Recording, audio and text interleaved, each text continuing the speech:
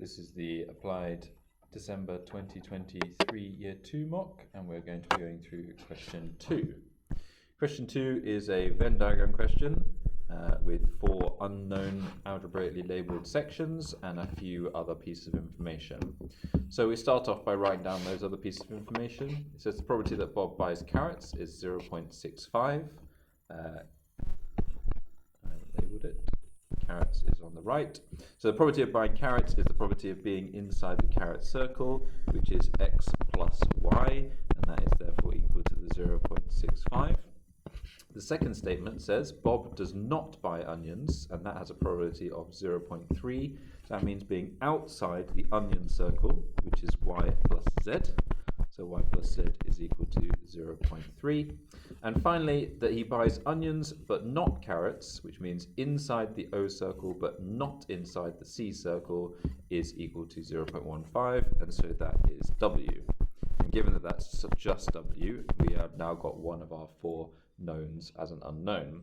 The fourth equation to solve these 4 unknown problems is the equation that is not provided but is always true, which is that the sum of all events in a system is equal to 1. So the sum of w, x, y, and z is 1. Now you essentially now have 4 simultaneous equations with 4 unknowns, and you can rearrange and solve those using any technique of your choice. My personal preference, seeing as how we already have w, is to convert the yz equation here into an xw equation, since if you know yz is 0.3, you therefore also know that xw is 0.7, since all 4 altogether must add up to 1. So I'm kind of utilizing equation 2 and 3 and 4 together to form this. But because we know w is 0.15, we now know x is equal to 0.55. This then allows me to easily work out the others. Since we have an xy equation, y must be 0.1, and we have a yz equation, so z must be 0.2.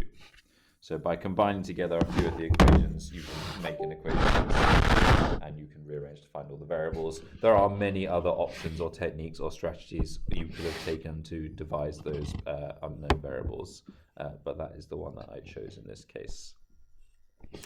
We then have the latter parts of the questions, which are, first of all, to find the probability that Bob buys either carrots or onions, but not both. We can clearly see from the diagram that that will indicate location or section W and Y, since W and Y are buying only carrots and buying only onions, and therefore we use our previous value answers for W and Y to give 0.1 plus 0.15, which is 0.25, or a quarter, as our probability.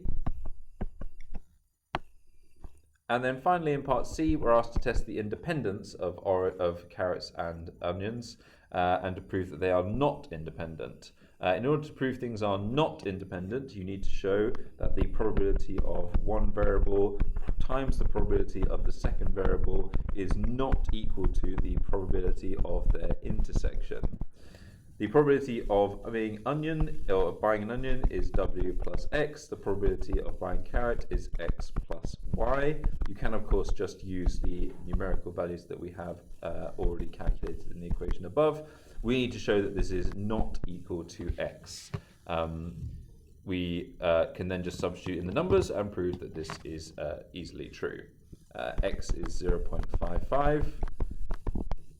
These quantities on the left are x plus y, which was 0.65, and x plus w, which was 0.7. And indeed, 0.7 times 0.65 is not 0.55, and therefore that proves that the variables are not independent.